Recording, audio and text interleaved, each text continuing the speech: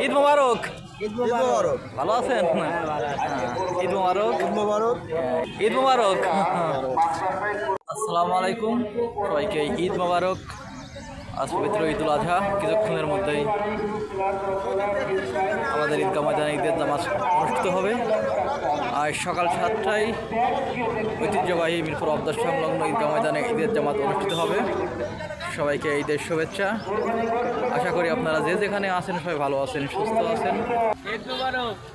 ঈদ মোবারক। এই যে আমাদের চঞ্চল,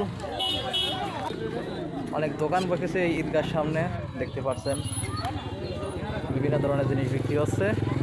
এই যে আমাদের গোবিন্দ চাচার পাপড়, আসলে প্রতি ঈদে তিনি এখানে পাপড় বিক্রি করেন, খুবই জনপ্রিয় ব্যক্তি, দেখতে পাচ্ছেন। বাচ্চারা ঈদের আনন্দে বেলুন নিয়ে খেলছে। আসলে বছরে দুইটা ঈদ, ঈদ উল ফিতর এবং ঈদ উল আজহা, দুটাই কিন্তু মুসলমানদের জন্য ধর্মীয় একটি অনুষ্ঠান। বেলুন বেচা কিনা হচ্ছে, দেখেন কত মানুষের ভিড়, বেলুন দিয়ে অসমর।